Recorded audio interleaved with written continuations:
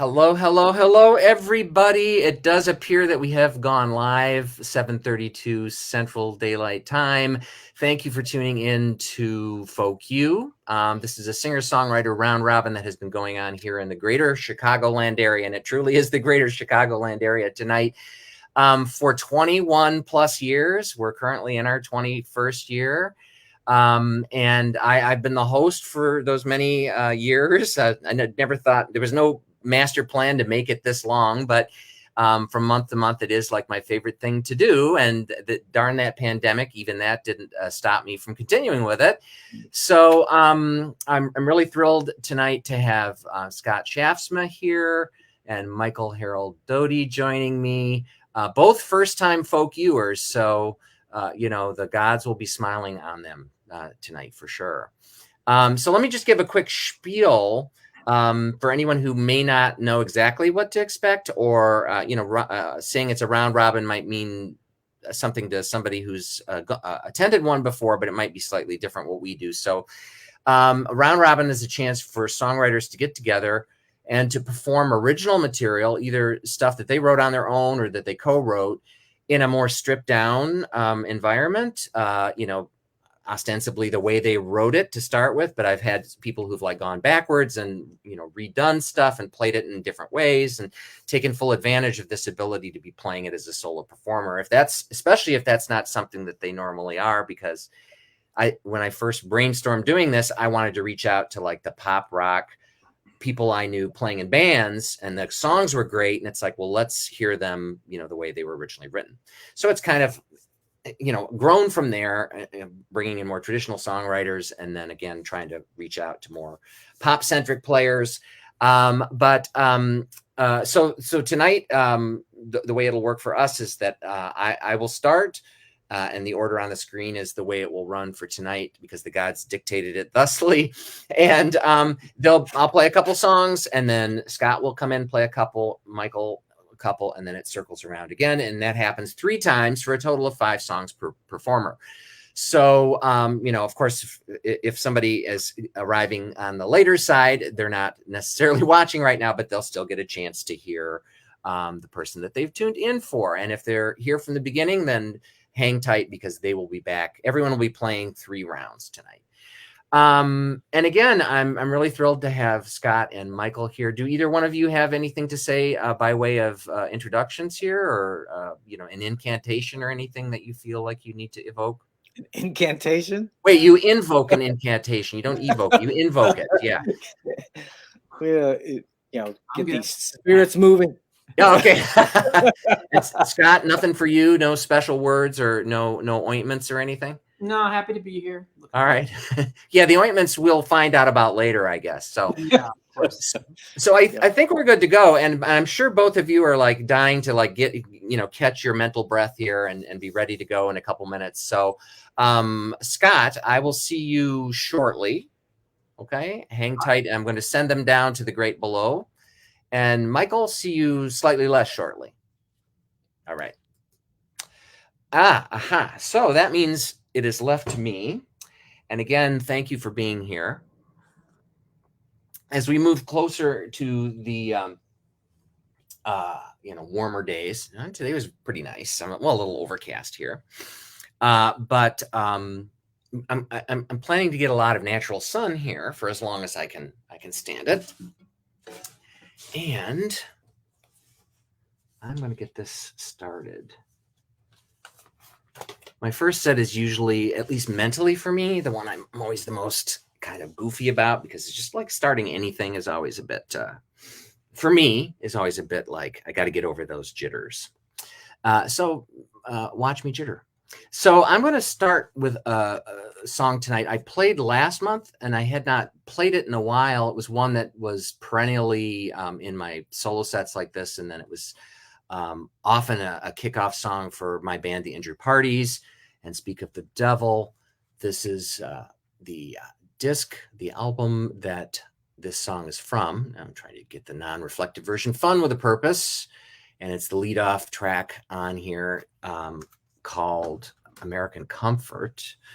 Michael is from the greater Indiana region, and this song was inspired. I had a job that I had to commute to that was in Gary, and I used to take 94, and I used to pass this billboard that said American Comfort on it and had a picture of a mattress. And so it just struck me that that would be a really great song title. And I don't think there was a lot of time spent where I was, pondering anything. I think the song happened pretty quickly. But what happened last month, I'd stopped kind of playing it and moved it out of the set. And then last month I was inspired to go back and to add more verses to it. And of course, I overthink everything. And so it made me think of like somebody who I admire who does that is Bob Dylan. I've seen him a bunch of times, and I'll go and I'll be like, what the hell? I don't know this verse. He's totally rewriting songs or putting back verses that he wrote from before. And that's just not really my style, just aesthetically, even as a rule, I'm pretty big on like finish something and leave it and move on to the next thing, because it seems like coming back and constantly revisiting something is just bad by my aesthetical measurements. But in this case here, I think given that this song is like maybe 15 years old now, you can probably see or imagine what some of the newer verses would be.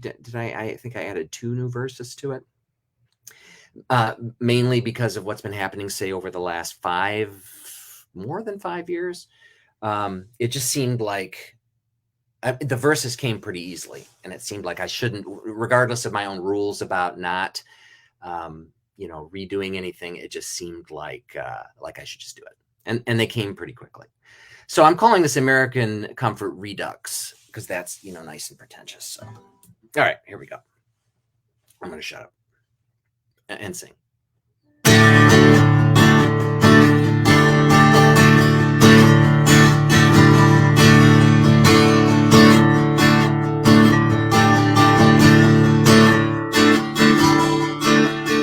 Hummer does 95 down the highway I will drive. Give me a ticket and I will pay. Drive my Hummer another day. American comfort, take me away. American comfort, get out of my way.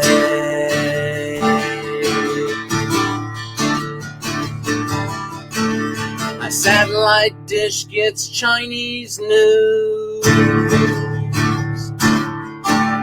Brazilian sports and African cartoons. I don't understand a single word of any of the languages that I have heard. American comfort, globally preferred. American comfort, giving you the bird.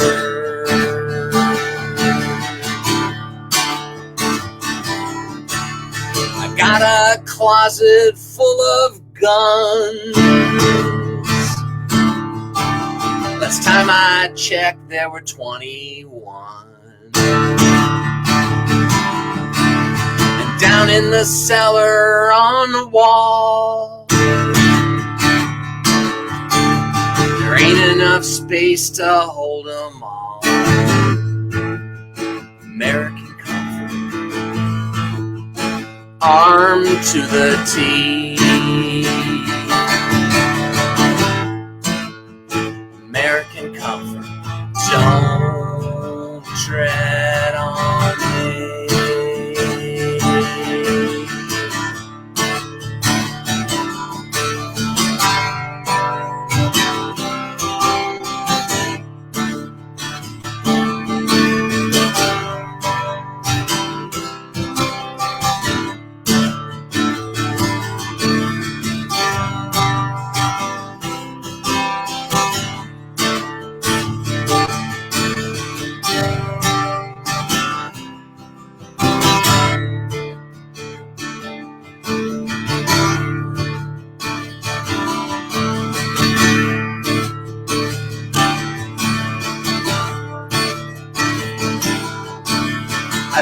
myself so I don't vote.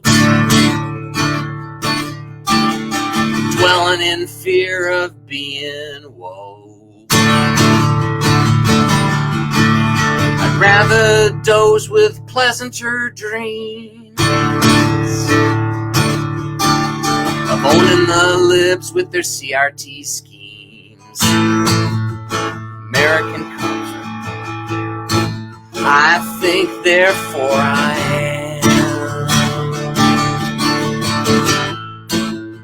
American comfort, inflamed by GOP scams.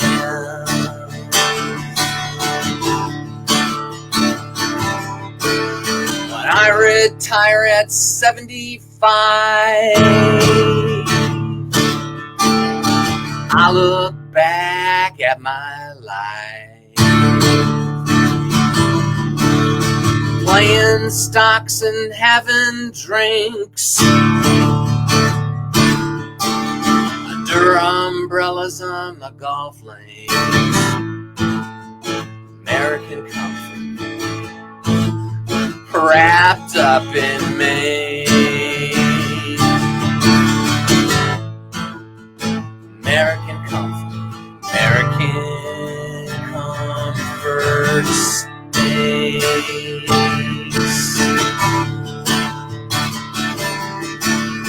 American comfort, American comfort,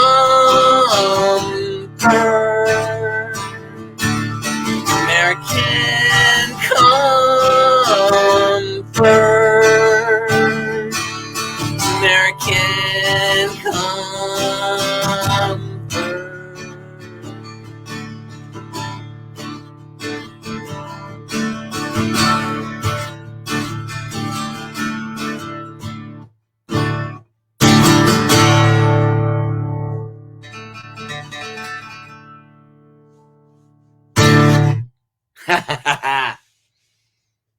I'm not sure what that laugh is all about. I guess the laugh of having gotten through it. All right. So once again, that felt pretty good to play. So for my next number, I am going to, I was going through my, my oeuvre, a word I use once a month exactly. And I decided to do a song from a band I was in. We just did this one album. The Me Decade was the name of the band. Gentrification is Theft is the album. And this is, again, the leadoff track on it. I didn't develop any, motif here. Let's play the leadoff songs. But I hadn't played this one in forever. And as I was, going through stuff, it was like, hey, that seems like that'd be a good one to do. So hope you like it. I'm pretty sure, especially on the recorded version, that I was listening to a lot of Birds at the time, BYRDS as opposed to BIRDS, although I'm sure I heard some of those too, because there's a big electric 12 string on it. But I don't know if that comes through in this at all. But every time I play it, I think I go back to that and having a big Birds fix. So anyway, this is called The Boy Who Fell Too Far from the Tree.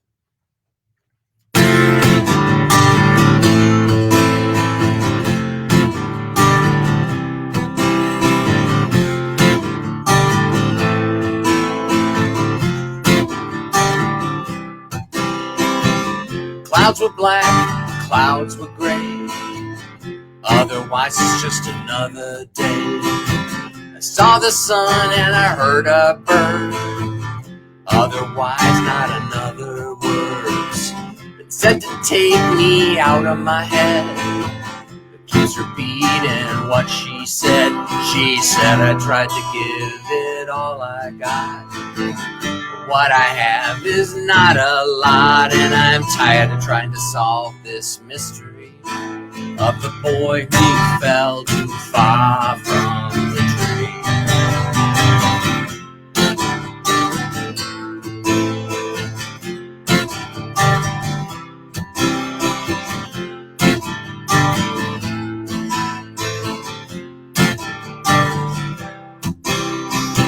It's not the first time my heart's been broke, like a wheel without spokes.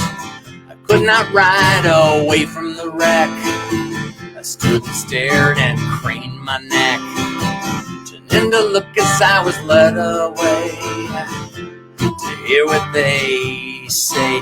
They say he tried to give it all he's got, but what he has is not a lot. And they looked with eyes full of pity for the boy who fell too far from the tree.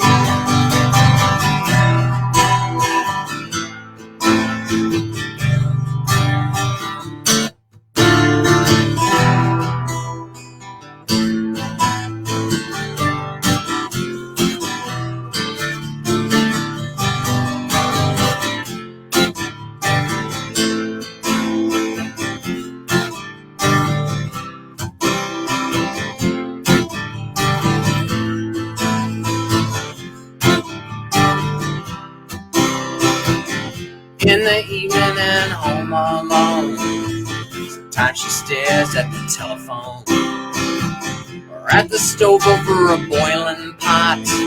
Her mind is haunted by other thoughts of past not taken and what if instead. Then she remembers what he said. He said you tried to give it all you got, but what we have is not a lot. Better I get out now before you love me. The boy who fell too far from, the boy who fell too far from, the boy who fell too far from the tree.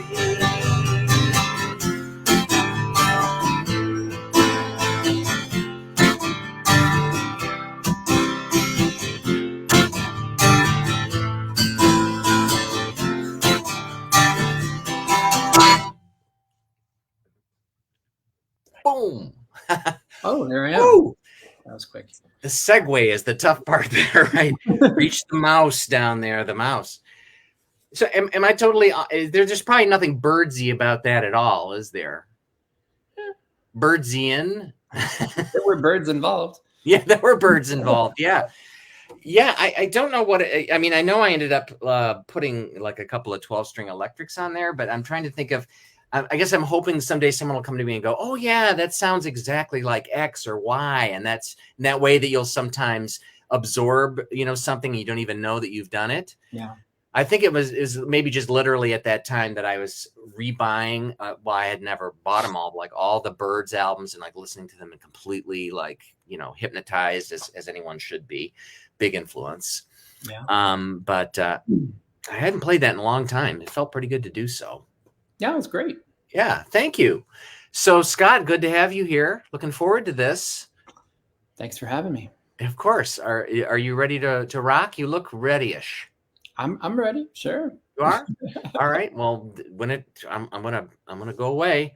Okay. This is your moment to shine. All right. So I'm glad to have you here and looking forward to it. Thanks a lot. Okay. All right. So I get two songs. So the first one here is a song that I wrote back in like 2006. I've been in the Chicago music scene for about 20 some years, and I didn't really do any of the singer-songwriter thing for half of that time. But back in 2006, I was in a band and not the primary singer-songwriter, and I was still writing songs. And this is the first one that I wrote that ended up being one of the first songs for Kerosene Stars, my band.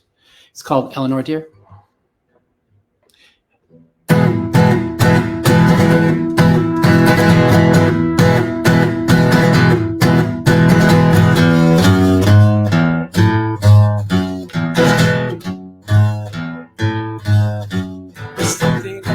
This light that makes your hair melt into blades of grass. There's something about the offering that is on this table, not so stable. So really it dances by the candles. The hair starts drying, voices calling, and when it's revealed, though, just past midnight, walls start closing, words start failing.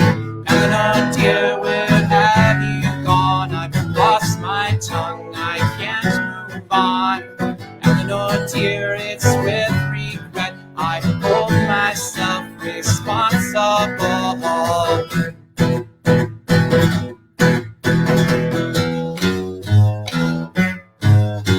Dramatic and moved by such displeasure, where all is fair, all is secret, dramatic and clear of lifelike figures, always searching for marching bearers, a fire acoustic, callous fortune, utmost crimes, sped misfortune, emphatic and still, emphatic and thrill, rhetorical spill, worlds away. And the Lord dear, I've traded fate, no longer deserve to feel this way. And the Lord dear, I've taken leave, no longer serve, no longer leave. And the Lord dear, I've lost my way, 100,000 would you say? And the Lord dear, I ask you please do not pretend to care for me. Not so sure, not so impossible, not so pure. In all that is sacred, I'm not so sure. It's all it appears to be, not so sure. They say that it's written, and oh dear, I've lost my way. No longer hear the words you say. And oh dear, I'm void of joy, underwhelmed and undeployed. And every time I close my eyes, I see your caption close to mine. Eleanor dear, it's with regret I close my eyes. Do not forget me.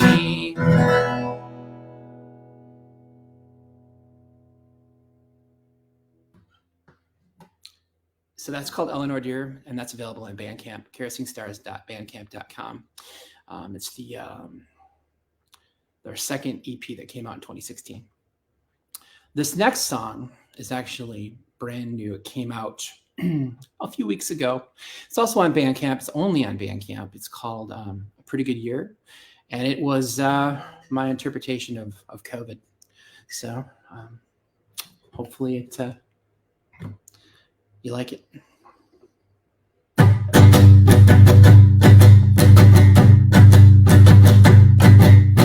Looks to be a pretty damn good year.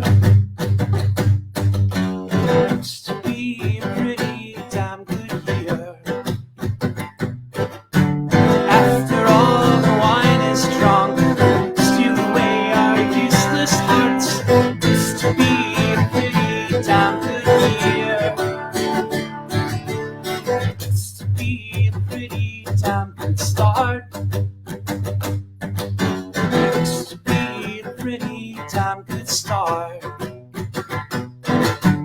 After all the lies are told, steal away our useless souls. Looks to be a pretty damn good start. After all the hell that we've been through, after all the seasons gone too soon, it's amazing what you find. Open up your little minds. Insolence will take us all too soon. After all the hell that we've been through, after all the seasons gone too soon, fabricated echoed lies to medicate our little minds. Insolence will take us all too soon.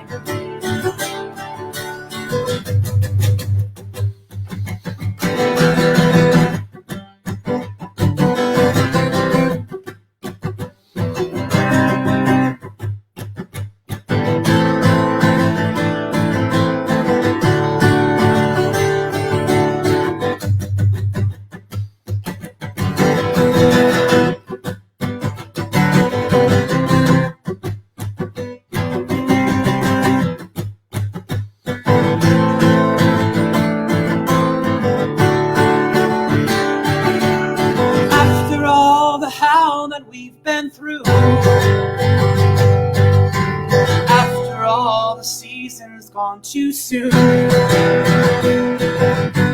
Insolence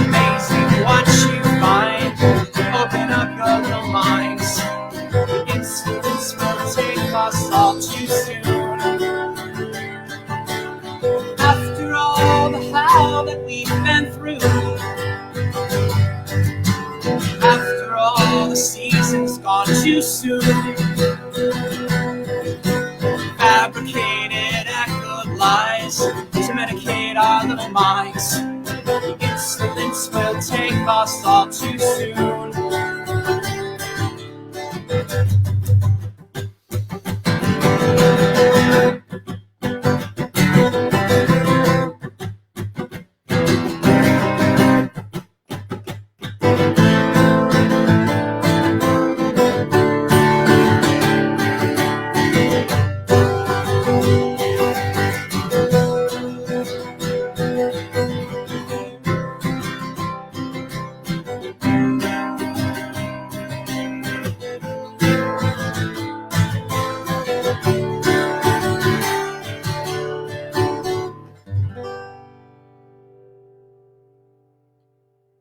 That was awesome.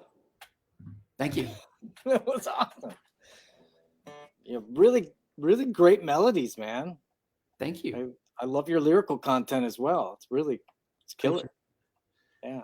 Can't wait to hear it. Fantastic. All right. Wow. Good times. I can't wait to hear the other ones. Very good. Very good. All right. It's my turn, I guess. I'm coming to you live from G&A Music in exotic mecca of Mishawaka, Indiana. I'm Michael Harold Doty. This first song is a song, it's very new. I wrote it for, it's going to be used for a project called H&W, otherwise known as Harold and Wayne, that I'm doing with a friend of mine named Joshua Wayne Hensley. He hasn't put his parts on it yet, so it could change. But this is the way it starts. So you're hearing it before anybody else.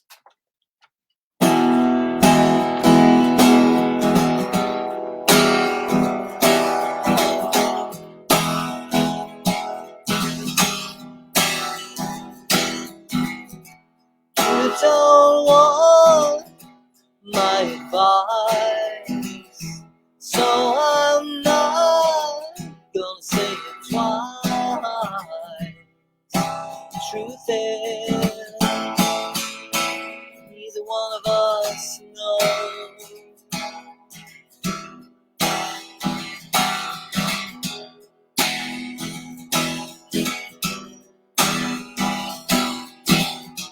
You're convinced no one will understand. Cover up any way you can. It's hidden, and you never let on.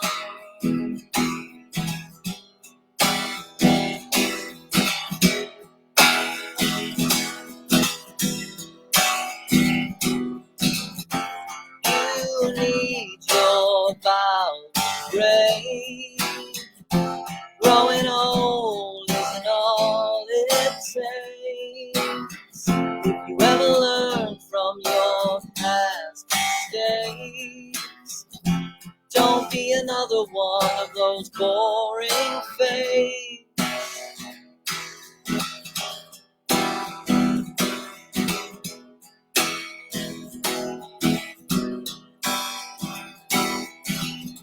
Just hang on with the ebb and flow. You're not the only one with fragile ego.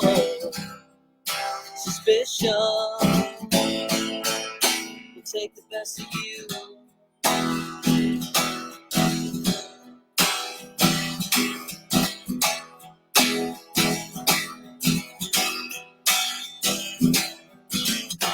You need your boundary. Growing old isn't all it takes. If you ever learn from your past mistakes, don't be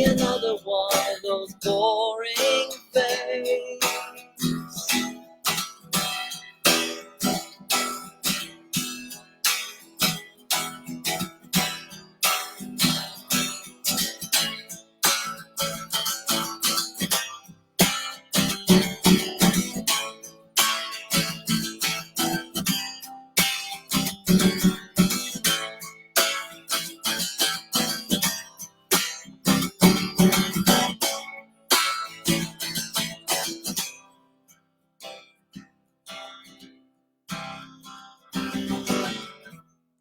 don't want my advice, so I'm not gonna say it twice. The truth is, neither one of us knows. All right, that's my first one. This next one is an older song. It's from my for the longest time, since 2003. My main project was a band called Ceiling Star, and that was my main songwriting venue. Nowadays, my main project, I guess, is Michael Harold Doty. I do a lot of projects, but that's my main. I guess I release things under my own personal name. But this is one of my favorites from the Year of the Horse album, which is under. I'm sorry, I'm totally wrong. This is not Ceiling Star. That's what happens when you're nervous. Anyway, this is actually from my first solo album, Michael Harold Doty, from the Year of the Horse solo album. Later on, I'm going to do a Ceiling Star tune for you. I apologize. This one is Cryptic Smile from the Year of the Horse album.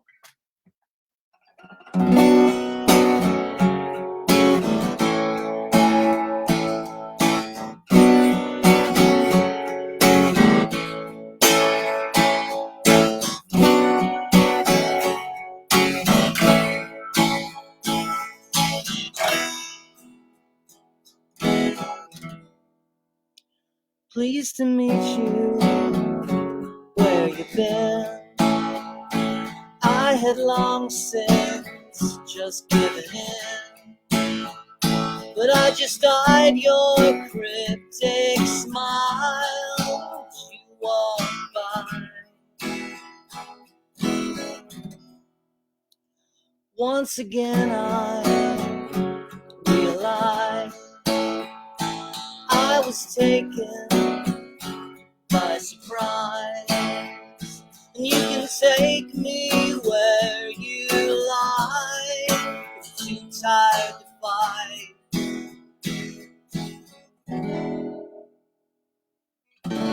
I don't need anyone but you. You're the one that I've waited for, it's true. I don't need anyone but you.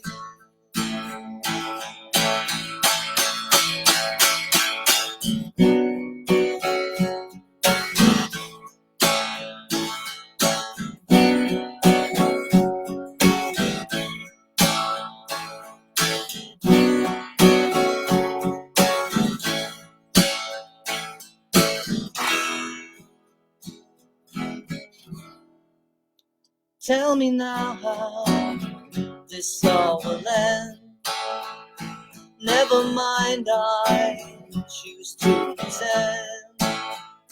You live a lifetime by my side is more than a friend.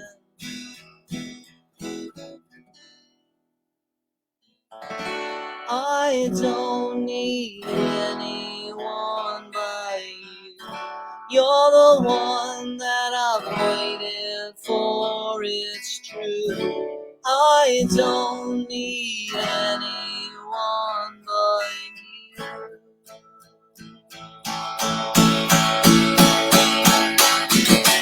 I don't need anyone but you. You're the one that I've waited for, it's true.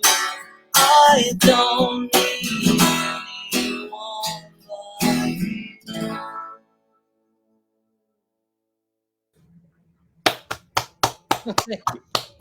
Thanks, Larry. You can hear the real applause instead of seeing the little phantom clapping that goes on. It's true that when we're down below here, which of course no one else can see, but we can, the performers, Right. I could just be doing this, you know, where it's the but it's always actual full-fledged clapping. So, but you get to hear it there for sure. So, Thank you. yeah. So speaking of melodies, the beautiful melodies in both of those, but especially in that second song. Thank you. Yeah, I mean, you got a note singing along from here, so it seems very sing-along-ish. Awesome. Yeah, well, I mean, I'm a huge Beatles fanatic, and that's where all the melody appreciation comes from. Yeah. I mean, all of the people I love. That's my main things. I love a good melody. I really do. Yeah, I mean, it's amazing how much. I mean, I've got fairly Catholic tastes, and there's certainly stuff that I like that's not as melodic or amelodic, but definitely for me, what initially attracted me to songwriting. Well, lyrics, yes, but then I realized it was also the melodies, and it'd be those things that would like creep into your brain that you would find yourself singing along with, and if it wasn't the singing along with, it was the running through your head, and it was always these melodies, and it's just amazed me, being a nascent songwriter, what mileage people could get out of so few notes, for example. Sure. So yeah, melody for sure. I mean, you can hear it in Scott's stuff too, as you pointed out. Oh, heck yeah. Absolutely. Yeah, melody is super important. Absolutely. And I have to say, you've maybe in the most, rockin' location for anyone we've had during these virtual shows. Yeah, it's a music shop. Why not do it at a music shop? Yeah, right. It's not quite like, being, backstage at Red Rocks or something like that. If I break a string, there's a bunch of guitars I can choose from. You lucky devil. Yeah. Wow. Yeah. For me, it's more like, so I could pull a book off the shelf back there, but that's not going to help me with the broken string. So you could tap on it. It'd be percussion. Yeah. I suppose, or I could just read from it. What the hell, Yeah, absolutely. Spoken word. Yes. Well, let's not go that far yet. So, but yeah, it sounded really great, and I'm really glad to have you here. So, I'm really glad to be here. I love. We have a local singer-songwriter round that I just did on Tuesday, and I just love this type of thing. It's really I love to hear other people's take on songwriting. It's very inspirational. It helps, with the process. You find your own way or many ways of writing songs, and then you get inside the minds of other songwriters. It's a really eye-opening experience. It's like, yo, I'm not alone. There's other people that are crazy and write songs all the time, Absolutely. And one thing I didn't say in our little pre-show spiel before we got on the air, although I sometimes mention it on the air, I don't think I did tonight, is that the one thing is no covers, that I asked that nobody play any covers, but it is interesting if you're allowed to do that in the context of, like hearing a band and then they'll play a cover says a lot about that band. And what they bring to it, to me, is always what's interesting. If they can play a note perfect cover by my standards, I'm not interested in that. I'm interested in whatever, make it your own. Yeah, exactly. Their version of the song is, right? Yep. But sometimes that can be quite revealing in a songwriter round robin, because, what is a person going to choose to play? And it's often something that's inspirational to them. I mean, it could just be something that they love, but I think that there's a lot of crossover if they're not going as far as saying this song meant a lot to me or inspired me. Why else are you playing it? I had a very hard time choosing what songs to do. It was very hard for me. I was like, I don't know what to play. Well, you sound like you have like a good catalog of work, right? You're talking about I've got hundreds of songs that I could choose from. It's a thing. I was like, what do I play for somebody who's never heard me before? Yeah, and I shouldn't have said that, or by saying that I'm mischaracterizing. It's not a question of amount. I know what you're talking about, because every month I sit down and I'll be like, what do I want to play? And sometimes it's just like certain things are just like right out, and other times it's kind of like just things come to you much more immediately. So it's not a question of how much. It's kind of like, what do you feel like playing, or what exactly what strikes what's moving you at the moment. Yeah, exactly. So, but what I've heard is sounding good. So your choices have been, man. And American Comfort was awesome. I love that song. Yeah.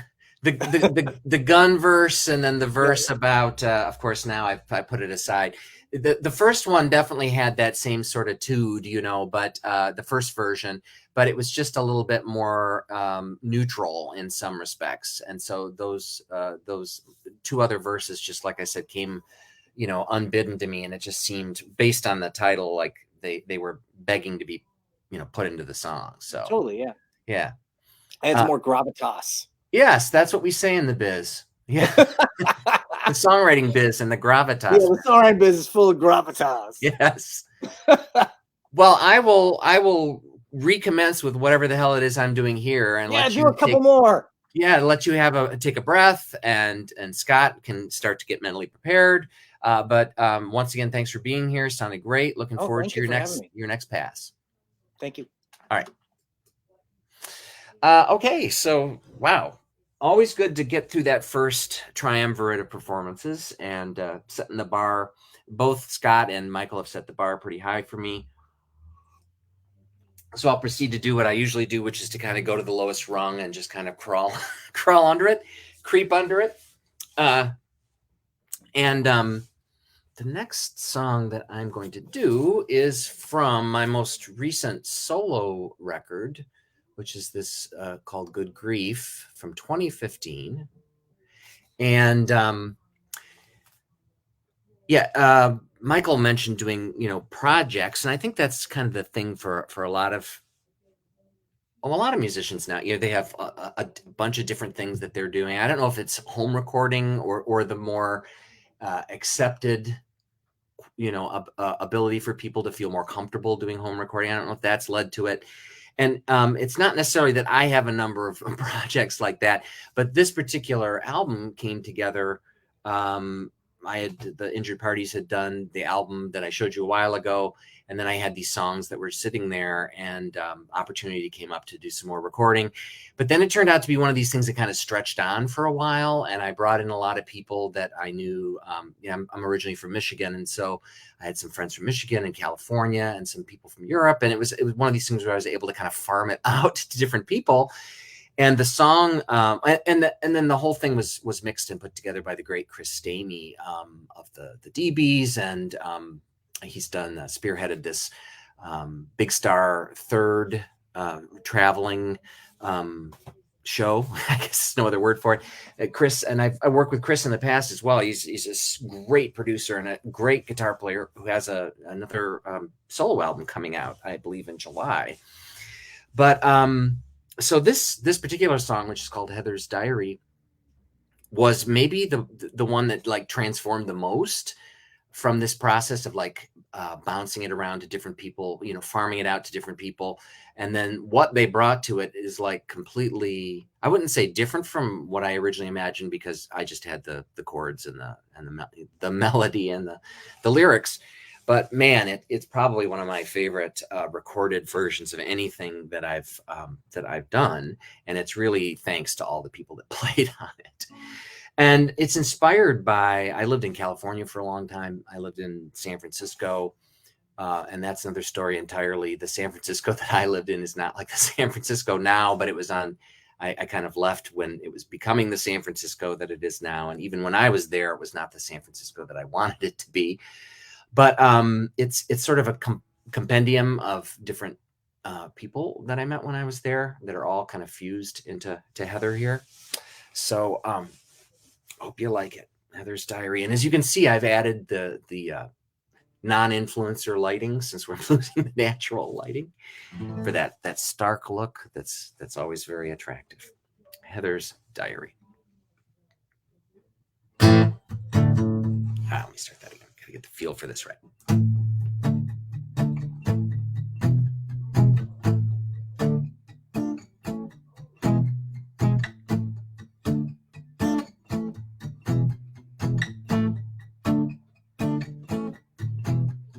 Heather's candles smell just like patchouli. She lit them up all around the room. Said it was a method for relaxing. Whipbat said she put on her costume. A kimono was clothing she most admired, for comfort and style as well as for ease. With it on, her mind was free to wander, stimulated by cups of herbal tea.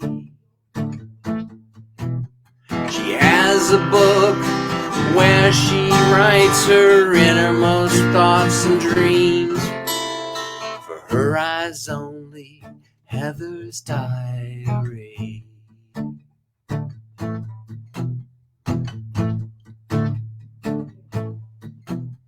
She shares her pad with a roommate named Carol.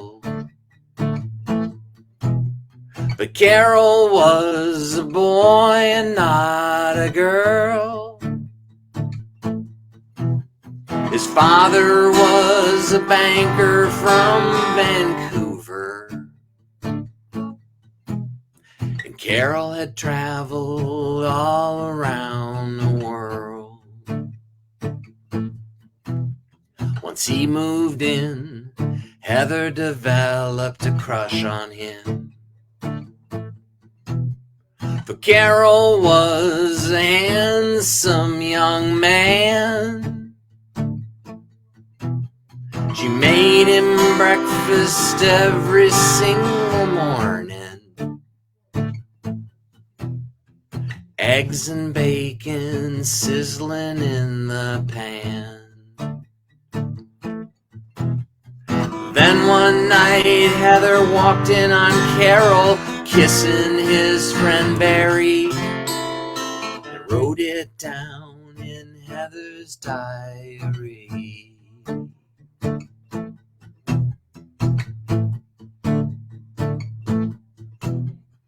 Politics is something Heather cares about, though she admits there's lots she doesn't know.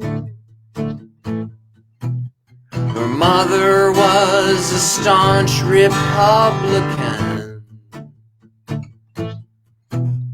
who called the neighbors next door Negroes. Since she moved out and went away to college, it's been a real learning experience. She took some classes in existentialism, took some drugs and had some kinky sex. Things just happen, and when they do, she records them honestly in the pages of Heather's diary. Watch it down in Heather's diary. For her eyes only, Heather's diary.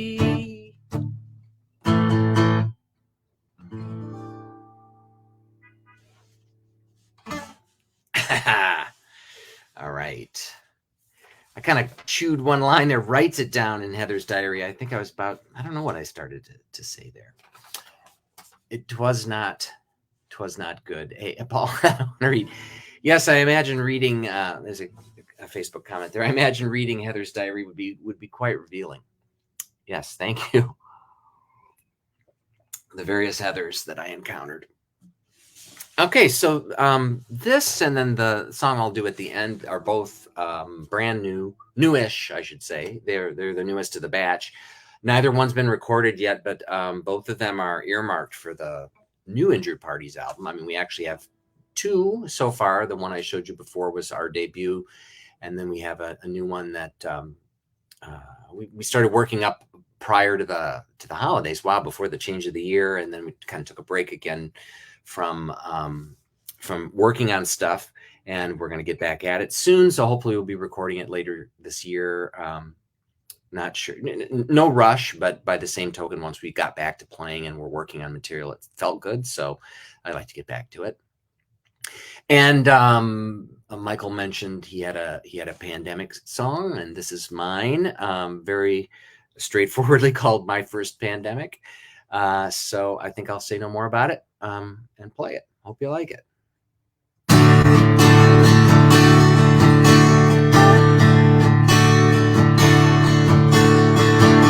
Hey there, I need some advice, something I have to ask. Considering the state we're in, do I have to wear a mask? It's my first pandemic, nothing to compare it to. It's my first pandemic, what the hell am I supposed to do?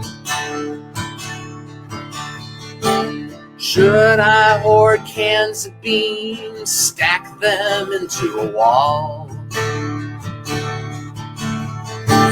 At least I can have some privacy until I eat them all. It's my first pandemic, nothing to compare it to. It's my first pandemic, what the hell am I supposed to do?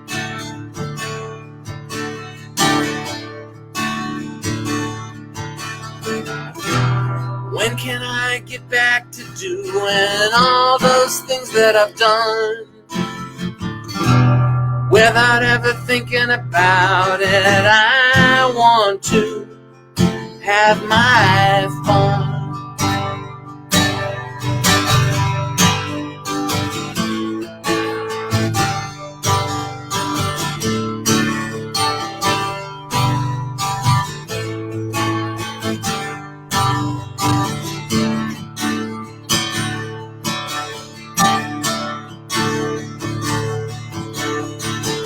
6 feet of the social distance seems like a lot to me.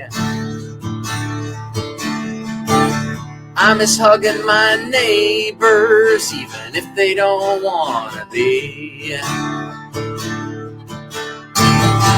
It's my first pandemic, and nothing to compare it to.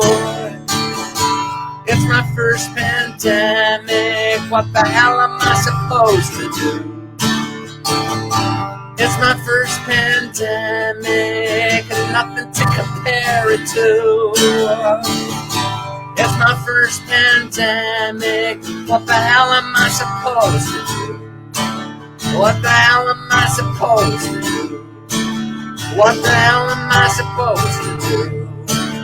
What the hell am I supposed to do?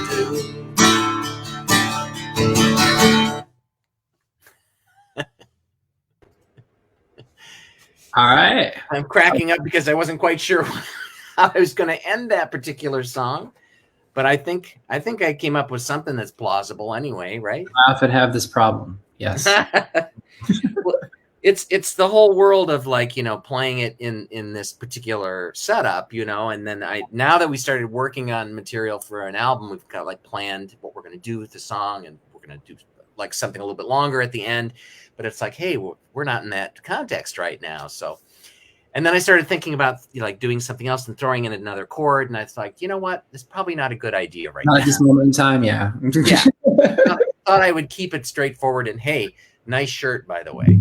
I just got it. He sent it to me after our show for the International Pop Overthrow.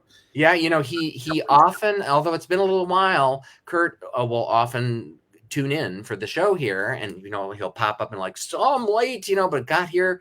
So in a way, I feel like he is here, even if he's not tuning in tonight. Because I told him when I got it, I was going to wear it everywhere. So it's a beautiful shirt. Did you have it on before? Did I just not notice? No, I haven't had it on before. Wardrobe since we've met. Yeah. It's like you didn't. I just didn't. I wasn't really on camera. I wasn't sitting up, or the guitar was sort of black. There we go. Yeah.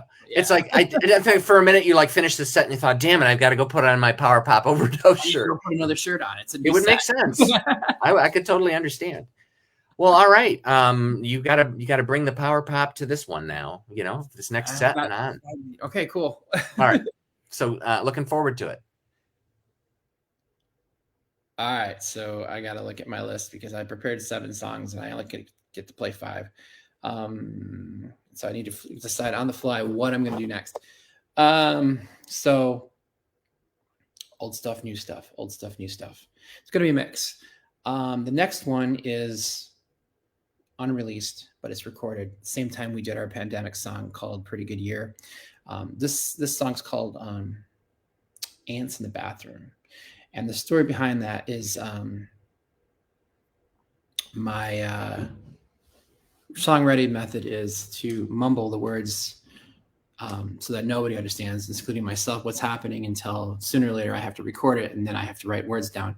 But in this case, it ended up working out that I just had words that sort of made weird sense. And so my drummer, Jim, at the time said, that sounds like a They Might Be Giants song. You should just leave it as is and not change it. And I was like, well, that makes it easy. So I'll just go ahead and do that. So this is going to sound weird if you know you don't know the recording because it's not released yet. So you wouldn't know that there's a really great guitar part that you will not hear because I'm only one person and mostly a bassist. So here we go. Hope you enjoy. Ants in the bathroom, you can't stop. Hello, hello, hello.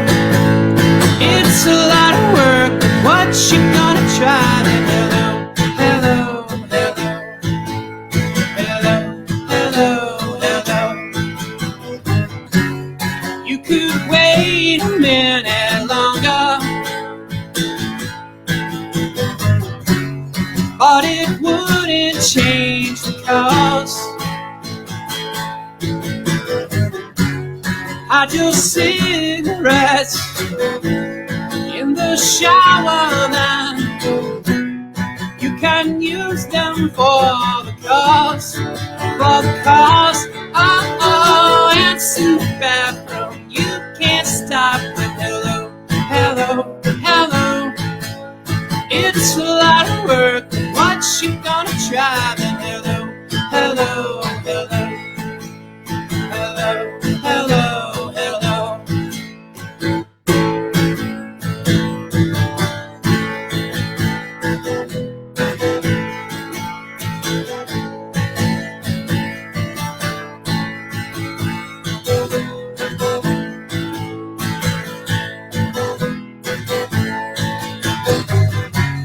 You could wait a minute longer,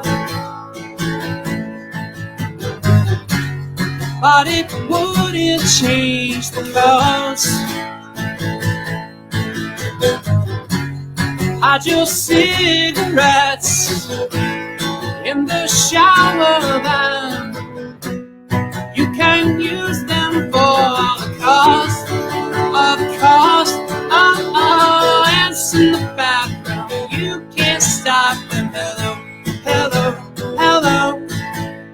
It's a lot of work, but what you gonna try? Then hello, hello, hello, hello, hello, hello, hello, hello, hello, hello, hello, hello.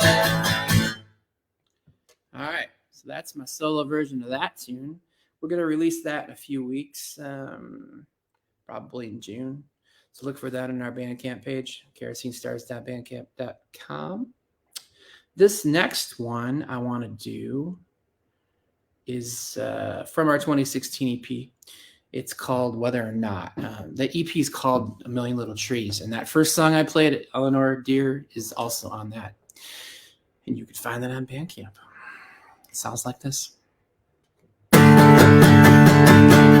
Whether or not you stay, or whether or not you go, I'm falling apart from grace. I'm falling apart.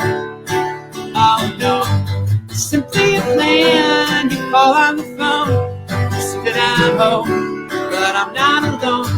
Simply a shame that you didn't see the time that it takes to understand me. Whether or not you stay, falling apart. From Greece, I'm falling apart. Oh no.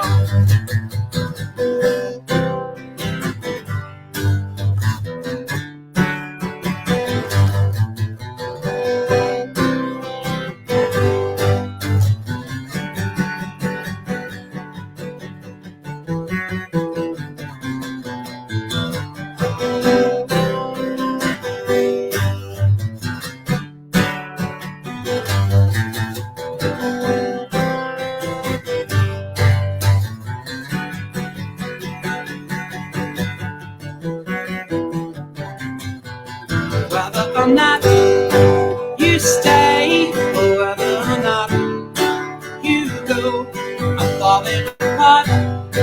From Greece, I'm falling apart. Oh no, simply a plan. You call on the phone, you see that I'm home, but I'm not alone. Simply a shame that you didn't see the time that it takes to understand me. Whether or not you stay, or whether or not you go, I'm falling apart. From Greece, I'm falling apart. Oh no. And that's that tune. All Very right. nice. Very nice. Thanks. Okay. I don't know if I'm allowed to ask questions, but I'm going to anyway. Where does the name Kerosene Stars come from? I wrote a song called Kerosene back in 2006 too, and I was thinking about starting my own band. And after a lot of debate with the current or the band members at the time, which have since changed over a little bit, we came up with Kerosene Stars. So it's Very sort of, nice. yeah, that's how we did that. Both of those songs were awesome. Both of your first songs were awesome. I wish you got to play all 7 that you chose. Well, same to you, man. You have a very, very nice voice. It's Well, very, thank you. I'll have to raid your band camp. yeah, for sure. Awesome. Cool. All right. All right. I guess it's my turn now. Okay.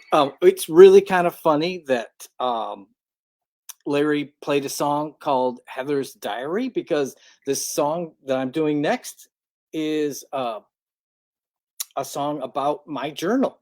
So, yeah, it's basically a song. Pages of Thought is what it's called. And while I was writing the song, I made a little doodle right there. That's a self-portrait of my brain. That's supposed to be a journal in my brain. Anyway, I was looking through my journal entries from a long time ago about some lady that I was in love with at one point. And so I said, well, you know what? I'm going to write a song about looking through my journal. So that's what this one is. It's Pages of Thought. It's on my forthcoming album. It has not been recorded yet. It's the one I'm just about to start working on. So it'll be on my next Michael Harold Doty album. Here we go. I wrote you a line in my journal tonight. Don't be surprised, it wasn't the first time.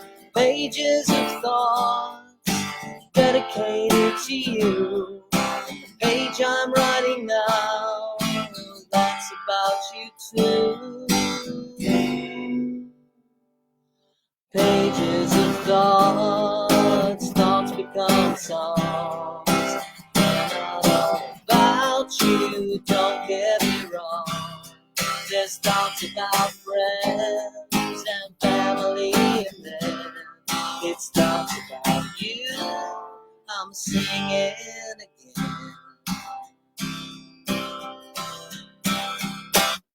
I could focus on the negatives, but that's not the full frame. I remember our first kiss, I'd never be the same. I remember your birthday, though a message wasn't sent. But I'm writing you about you in my journal, my friend. Pages of thoughts, thoughts become songs. They're not all about you, don't get me wrong. There's talks about friends and family, and then it's talks about you. I'm singing again. Sometimes it feels like you've written me off. I write about you because my heart just can't stop. Pages of thoughts, thoughts become songs. They're not about you, don't get me wrong. There's talks about friends and family, and then it's talks about you. I'm singing again.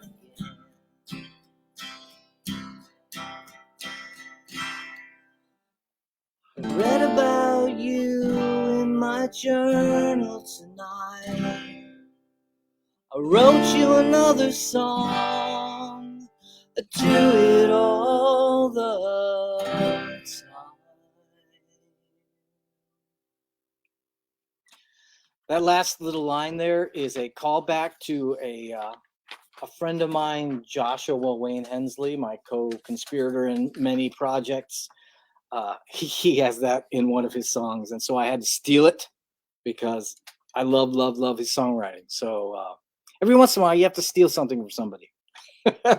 Okay, since I stole that from him, I think this is the first time he's ever heard the song, if he's still listening. Anyway, I gave him 3 songs to choose from for this, between this one and 2 others, because I was trying to decide what songs to do and I couldn't make up my mind. So this one is one that he chose. It's a song from my album A Night That Sighed. It's called Dreamsicle Creamsicle. It's about a walk that I took with an ex-girlfriend of mine when it's sort of fictional, but a lot of it is not fictional. So hopefully you like it. It's kind of a summertimey song. So I figured I'd do it since summer's coming up.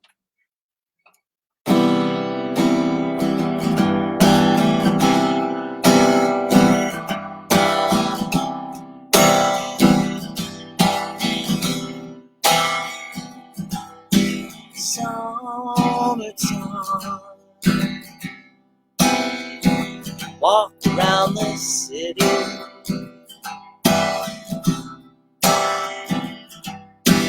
hard inside. Say you want some ice cream, orange outside,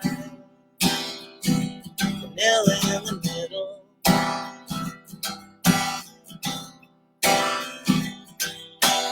Only thing that you like is a dreamsicle.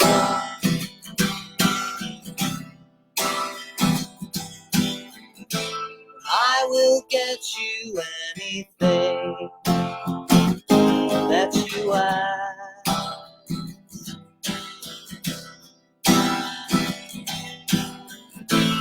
I will ride 1,000 miles to find the ice cream bag.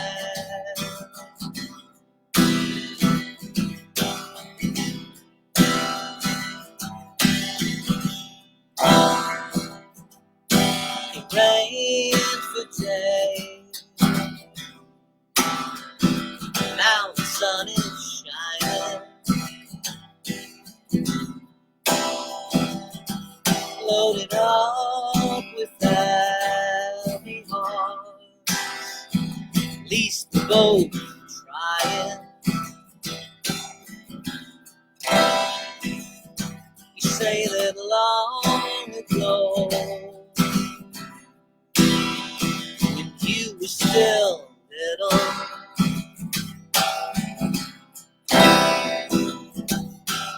all you needed to smile was a creamsicle.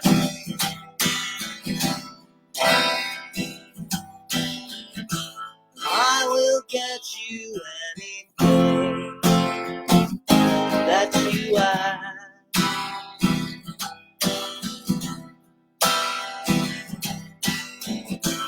I will ride 1,000 miles to find the ice cream man.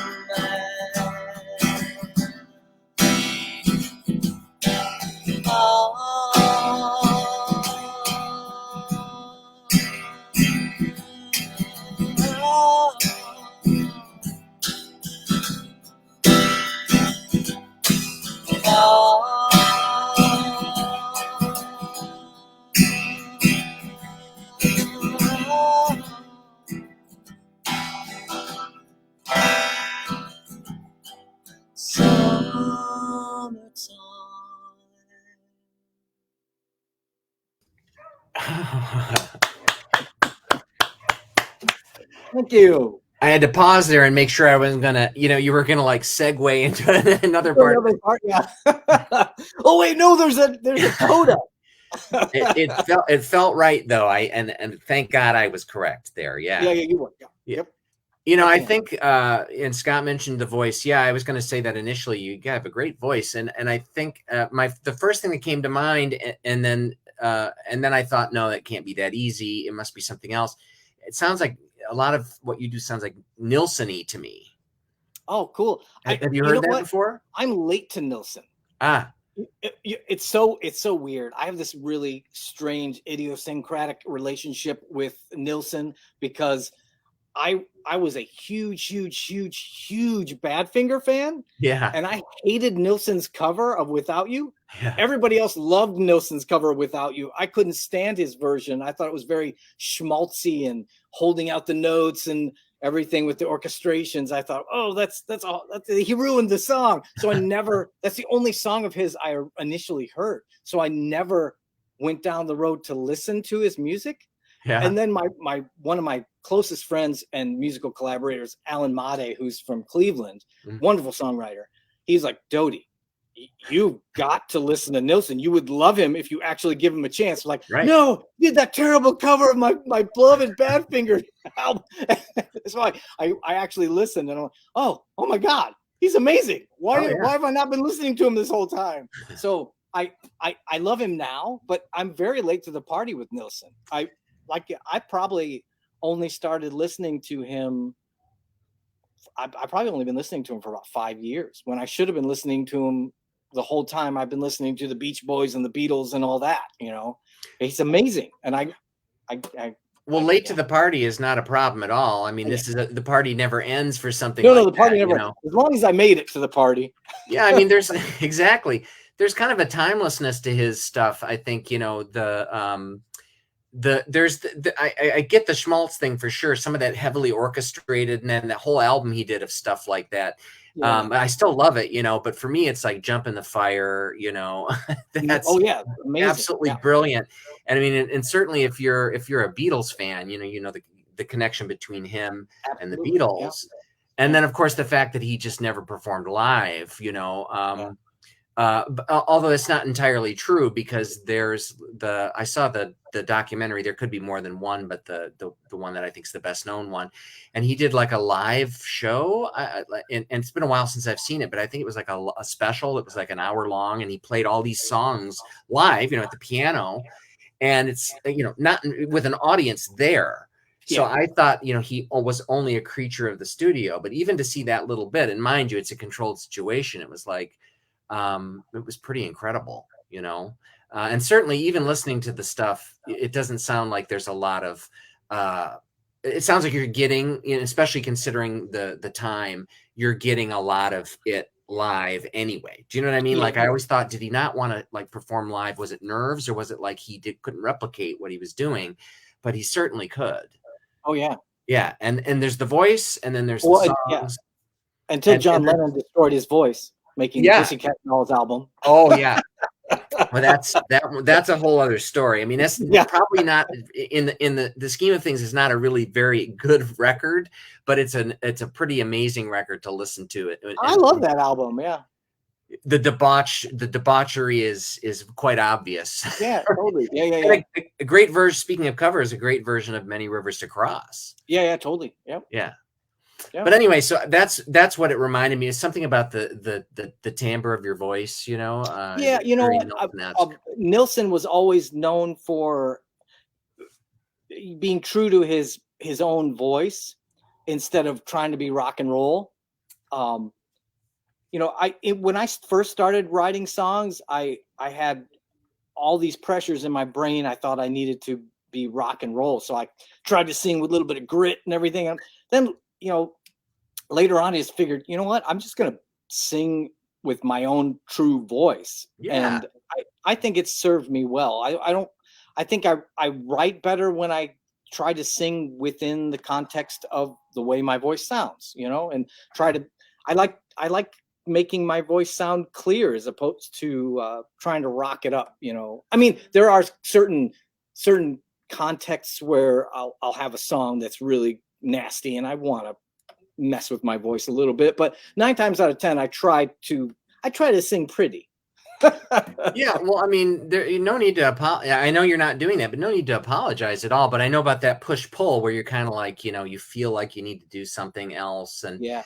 or you know, for whatever reason, you know. And then again, for as far as like primal moments like that where you realize somebody can really belt it out, there's that footage. You probably have seen it of Cindy Wilson from the B-52s singing. What's the song? I think it's "Give Me Back My Man." I think was one of their and it's black and white footage that someone filmed of them at a live show, and it's like to watch that footage. It's like, you know, I get chills up my spine. You know, I mean, for that band, you don't realize how great they really were of singers. Every single person in that band was fantastic. Oh yeah. And coming from where they did, it's like they were a joke band. And I mean, I'm not trying to segue into the B-52s, but that totally makes me think of it because she's got this like raw, rough quality to her singing there that makes you think she could have like been like something else completely different. Oh yeah. Although in the context of that band and that performance, it's like, if you haven't seen it, you need to look for it because it's incredible. Yeah. All right. And on that note, I will once again let you take it easy. One more pass to go, and then I'll be sad. But for now, I will just thumbs up, and you sounded awesome. Thank you. Thank you very much. All right. We'll see you soon. Okay. Yeah. No smoother segue there, because when I start to get off on my little tangent, you know, to go from Nilsson and suddenly I'm in, you know, B-52's territory.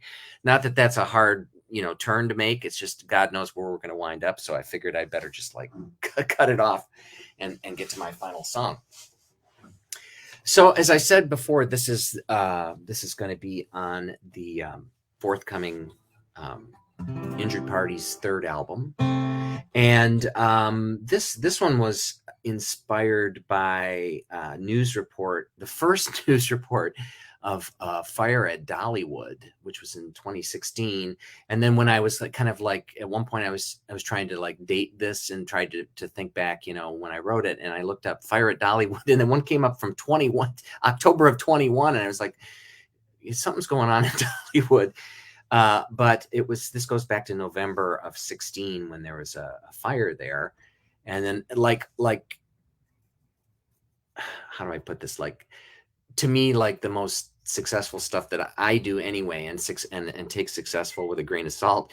It's like, it usually doesn't wind up from where it starts, you know? So the crux of it, the Dollywood fire, I think I was planning to do something else.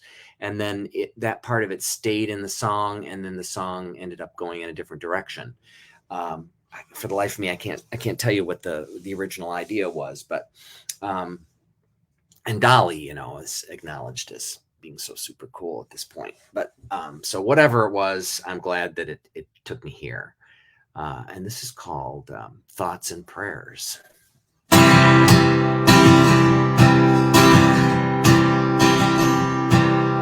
Dollywood's in danger. Flames are getting close. Firemen of Pigeon Forge almost gave up the ghost. But while the world was watching, smoke vanished in the air. Thanks to our collective thoughts and prayers.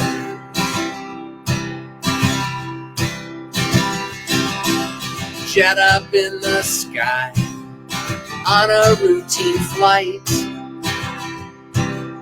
dropped off of the radar in the middle of the night. The relatives all gathered at the airport where they shared an emotional outpouring of thoughts and prayers. Thoughts and prayers, prayers and thoughts, tossed anywhere, just waiting to be caught. There's a bombing at a mosque and a shooting at a school, and poisons in the pipes, rusty water rushes through. Everyone was saddened once they were made aware, immediately responded with thoughts and prayers. Thoughts and prayers, prayers and thoughts, tossed anywhere, just waiting to be caught.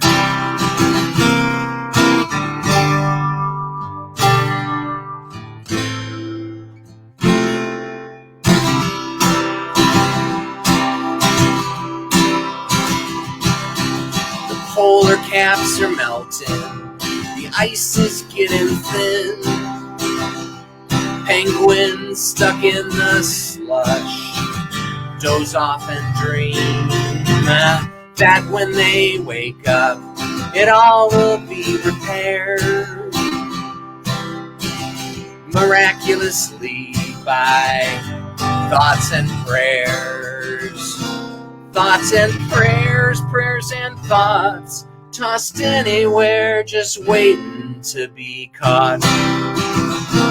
Thoughts and prayers, prayers and thoughts, tossed anywhere, just waiting to be caught. Thoughts and prayers, prayers and thoughts, tossed anywhere, just waiting.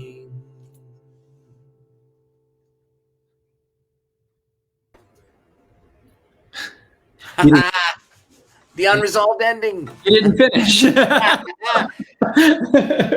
Indeed. I had to be a little tauntful there. That one was intentional. That wasn't one where I was thinking, all right, what am I doing in this arrangement wise? So I'm not sure that's what the band is doing with it, but that seems totally appropriate for these performances. So, all right. So you got one more for us. Am I correct? Yes, true. Or are you going to like segue? It's going to be some little power mini set where you're going to like string three together. Really a medley of 3 songs that I wanted to do yet. Go for it. Like that Sloan album that has like 40 songs on it. Go for that. Go for that effect. Yeah. I have almost 2 hours of music now, but yeah, won't do that. I tell you what, I'm just going to set this thing on and leave the room, pour some wine, and you'll be fine. Yeah. All right. I will let you do your thing. And again, we'll see you at the end for the big sign off. All right. Thanks a lot. Of course. All right. This is my last tune. It's new, recorded, I think.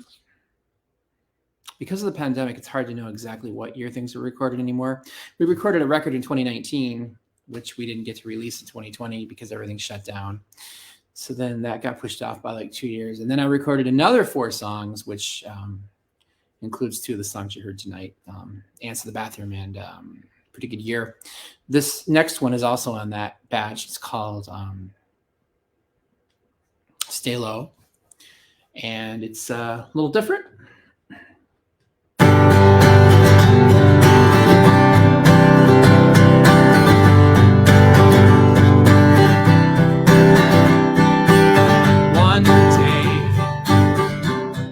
Sat upon a low, sweet sounds, nothing you would know. Sometimes I wish upon the clouds, though, feeling all the time. What did you notice when you went to the wall? Did you clean up the house? Did you read all the calls? Did you move on the grass? Did you make it clean? Did you follow the people to the crowded cities? And someday, I wish upon a lie, so light. It's not like who you are. Are you sweet on a moonlit night, holding on with all your might, when it seems like it's just closer to the edge? The end. One day, I wish upon a pie, so light. But what about your plight? Did you hold back the entrance fees of everyone you've ever seen? Did you keep your controversies clean? Did you wear them proudly on your sleeve? Did you fight the animosity and the war of all atrocities? And I bet you thought you made your way to hell and down and back again. Did you make your peace with the final crest to the endless wave of new unrest? And how? What now? What now? What now?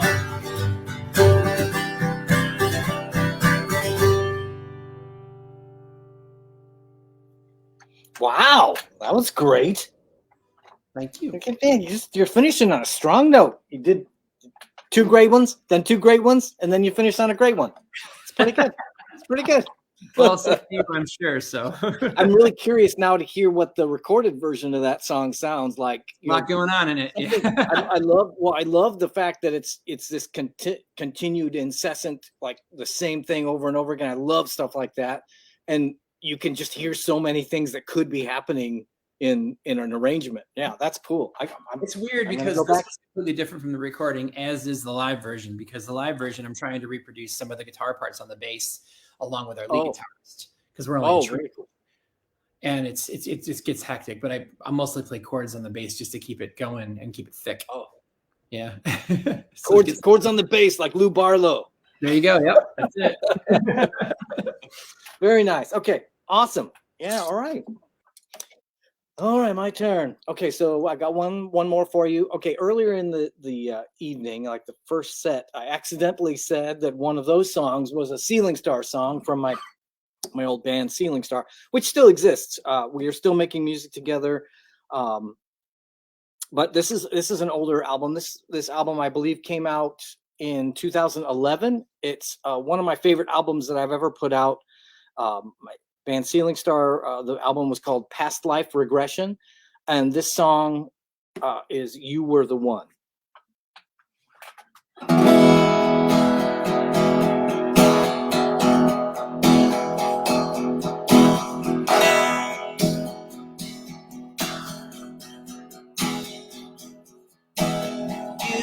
were the one for me. I can see.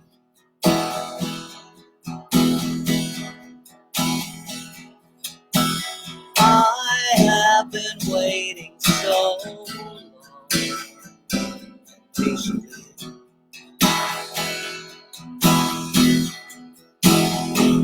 I used to wait for the times that you called. I used to wait for the times that we lost. Guess I should wait till the sun shines on someone new, so I can forget about you.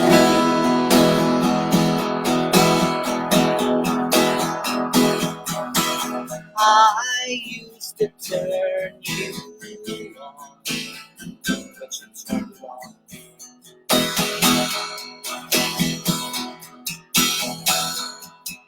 Star on my bedroom ceiling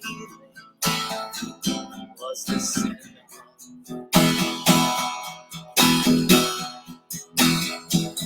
I used to wait for the time that you called. I used to weep for the times that we lost. Guess I should wait till the sun shines on someone new, so I can forget about you.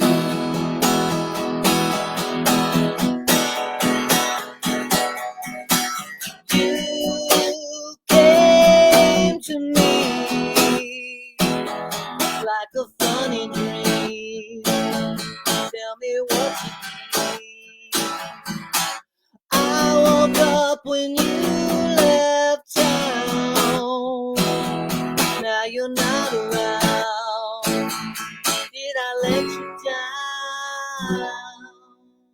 La, la,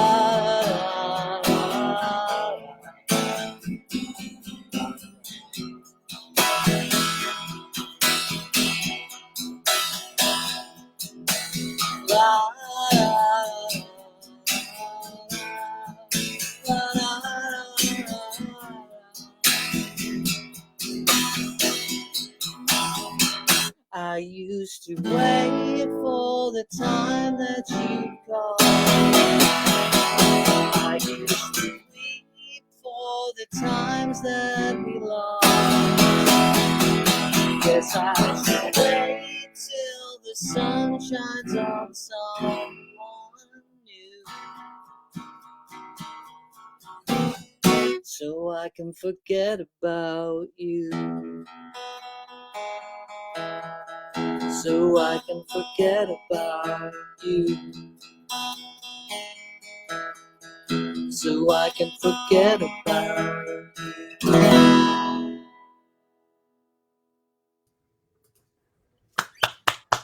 Yeah. The last performer always gets the stereo applause, so that's kind of the nice, the nice bonus there. Yeah, stereo applause. Exactly. Who I think I saw open for the Police on one of their last tours. Stereo. Bad joke. Wow, man, so that was fantastic. Nice job. Yeah, for sure. Yeah, yeah. Double duty on the good on the nice jobs here from both of you. Yeah. Yeah, thanks. Yeah, I mean, I really enjoyed hearing the Scott. I know your stuff better, right? But to hear it pared down like this, and your playing was great. Thank you. Yeah, you know, I mean, I know you're, as you said, normally a bass player, but you know, you mastered the acoustic guitar just fine, as far as I'm concerned. I mean, it's been long enough. I should be doing more of it, which is why I'm doing this. I need to do more of this stuff. So yeah, I hope you'll continue. You know, play more of the, and you're, of course, you're both welcome back. You know, to do this in the future. great. At which point, hopefully, we'll be back in the actual in-person realm. Hopefully later this year. I mean, it's kind of up to me, I think, more than anything else, because as you said, maybe off the air, I think, Scott, I think it was off the air, you were kind of like, oh, I don't know, this is great. I'm at home. You know, this is a perfect way to sit down. I don't have to go to the gig. And there is something kind of infectious about that after a while. It's just, but what's funny about it at the same time is that I still find myself, maybe because I'm the organizer of this, there's still that sort of angsty pre-show stuff and like having to get it together. And even though I'm not getting in the car and traveling anywhere, there's still this whole like setup and getting everything ready. And Right. so but I have to say, you know, all that said, I am at home. There's something kind of very pleasant about that. But yeah, so anything that you both would like to say as we're done now, in terms of upcoming stuff. You both were talking about projects you're working on. Any gigs coming up that you both like to plug? Yeah. And or web stuff. Scott, you slipped in the Bandcamp stuff, and this is a great time to reiterate any and all of that again. We'll be playing at Montrose Saloon actually on July 29th. We're doing it's a Saturday night. We're doing like a 7 p.m. slot. So full band. So it'll be a 4-piece that night. So we'll have a new drummer, percussionist, guitar, and myself on bass. And then we've got t-shirts available on our website at kerosinestars.com, as well as music. So please check it out. And that's it for me. Awesome. Very Michael. cool. Yeah, I've got stuff available on michaelharolddoty.bandcamp.com as well. And I'm going to be playing at a place in Mishawaka, or it's technically South Bend, I guess, called The Well. It's a lovely little coffee shop on June 29th. So that'll be next month. Fun thing. I'll be working on new recordings, so look out for those. Cool. That sounds great. Yeah, I probably don't say folku.org enough. Back in the early days of this, I remember trying to get folku.com, and they were like, no, but .org is available. And I'm kind of like, so we're going to, how easy was that? We're an organization, I guess. But people can always go there to see what's going on, as well as this show will be uploaded to YouTube over the weekend. So people can find us there. And it's easy enough to find LarryOdean.com as well for me. But this is like my only thing at this point. And then the Injured Party's doing the album coming up soon. And then hopefully by the end of the year, band shows and God knows whatever else. Just people know where to find me. So, but yeah, well, once again, it was a pleasure to have you both. And as I said again, let's do this, in person next time. You're both welcome back. Hopefully you would consider to return, and don't feel pressured to say anything now. Sure.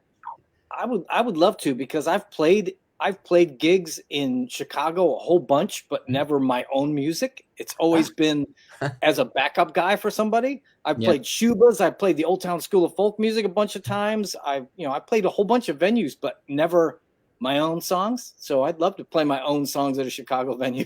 Let's make it happen. Yeah, let's do it. Cool. All right, guys. If there's nothing else, I think what we can do is we can do the official sign off. And as I said, hang around for just a second after we get off camera, so then we can do our primal scream therapy, which I do at the end of every show. But thank you both, Michael Harold Doty, Scott Schaafsma, and we'll be back the third Friday next month with some more songwriters and myself. So thank you for tuning in. I will wave and I will end the broadcast. Thanks, Michael. Thanks, Scott.